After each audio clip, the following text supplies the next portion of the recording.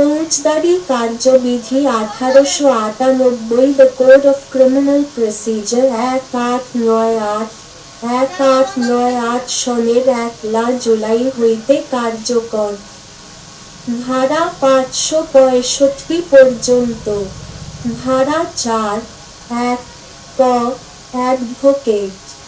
ধারা 4(1) ক attorney general. ধারা 4(1) খ জামিনযোগ্য অপরাধ। ধারা 4(1) গ অভিযোগ। ধারা 4(1) চ আমলযোগ্য অপরাধ। ধারা 4(1) জ নালিশ। ধারা 4(1) ট অনুসন্ধান। ধারা 4(1) ঠ তদন্ত। ধারা 4(1) ড ও বিচারক কার্যক্রম। ধারা 4(1) ঢ আমলের অযোগ্য অপরাধ। ধারা -4(1) ল অপরাধ। ধারা 4(1) ত থানার ভারপ্রাপ্ত অফিসার। ধারা 4(1) ঢ থানা। ধারা 4(1) ম পাবলিক প্রসিকিউটর। 492 অনুসারে ধারা 6 ফৌজদারি আদালতের শ্রেণীবিভাগ। ধারা 7 দায়রা বিভাগ। ধারা 9 দায়রা আদালত। ধারা 10 নির্বাহী ম্যাজিস্ট্রেট। ধারা 11 বিচার ম্যাজিস্ট্রেট। ধারা 12 বিশেষ ম্যাজিস্ট্রেট। ধারা 28 দণ্ডবিধি অধীন অপরাধ। ধারা 29 অন্যান্য আইনের অধীন অপরাধ। ধারা 29 গ ম্যাজিস্ট্রেটগণের বিশেষ ক্ষমতা। ধারা 31 হাইকোর্ট বিভাগ ও দায়রা আদালত যে দণ্ড দিতে পারেন। ধারা 32 ম্যাজিস্ট্রেটগণ যেই দণ্ড দিতে পারেন। ধারা 33 ক কতিপয় ম্যাজিস্ট্রেটগণের উচ্চতর ক্ষমতা, সাধারণভাবে গ্রেফতার। ধারা 46 গ্রেফতারের পদ্ধতি। ধারা 50 গ্রেফতারকৃত ব্যক্তির উপর প্রয়োজন অতিরিক্ত বাধা প্রদান না করা। ধারা 51 গ্রেফতারকৃত ব্যক্তির দেহ তল্লাশি। ধারা 52 মহিলার দেহ তল্লাশির পদ্ধতি। ধারা 53 অপরাধজনক অস্ত্র আটক। ধারা 54 যখন পুলিশ বিনা পরোয়ানায় গ্রেফতার করিতে পারে। ধারা 59 বেসরকারি ব্যক্তি কর্তৃক গ্রেফতার। ধারা 7 উক্তরূপ গ্রেফতারকৃত ব্যক্তিকে ম্যাজিস্ট্রেট বা থানায় উপস্থাপন। ধারা 61 গ্রেফতারকৃত ব্যক্তিকে 24 ঘণ্টার বেশি আটক রাখা যাইবে না। ধারা 62 গ্রেফতার সম্পর্কে পুলিশ রিপোর্ট। ধারা 63 গ্রেফতারকৃত ব্যক্তির অব্যাহতি। ধারা 64 ম্যাজিস্ট্রেটের উপস্থিতিতে অপরাধ সংঘটন।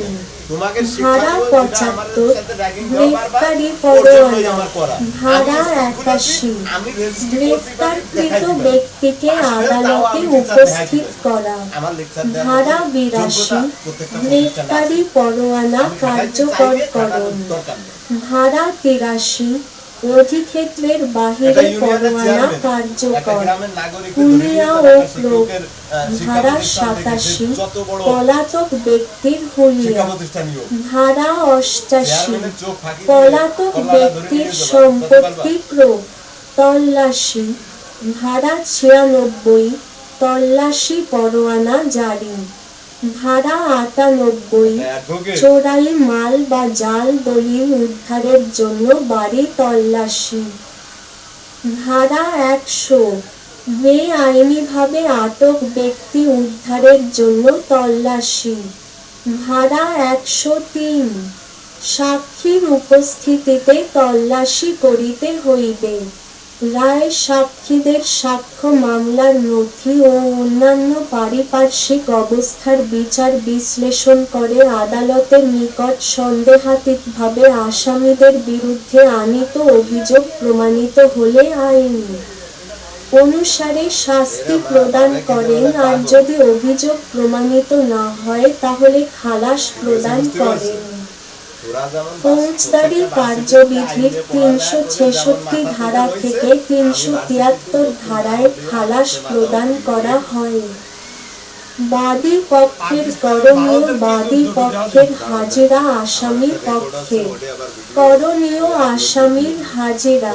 আদালতের রায়ের মাধ্যমে ফৌজদারি মামলার কার্যক্রম শেষ হয়। লেখক আইন প্রধান বিচারপতি Abdur Rahim Chowdhury, Bangladesh supreme court appeal বিভাগ, কম্পিউটার বিজ্ঞান ও প্রযুক্তি বিশ্ববিদ্যালয়, বগুড়া -৮১০০ মহানগর শহর +৮,৮০,৮৭,৮৯,৯২,৬৬৭ ০১৯১৩৪৫৪০০৪ ০১৩০৬৮২৯৯৯১। সমস্যা তুমি একটু আসো। পাকিস্তান ভারতের তো দেহাতি আমাদের বারবার কোর্টেতে ফোন দিচ্ছে ওই কাজের জন্য, কারণ একটা আইনজীবীর পকেট কাটছে, ওনার মাথা গেছে পাগল হয়ে। কেন? ঠিক হ্যাঁ, এখন ফ্যানের অজুহাত দিয়ে আমার বারবার ওখানে নেওয়ার চেষ্টা করতেছে, আর আমি ওখানে যাচ্ছি না কি করবি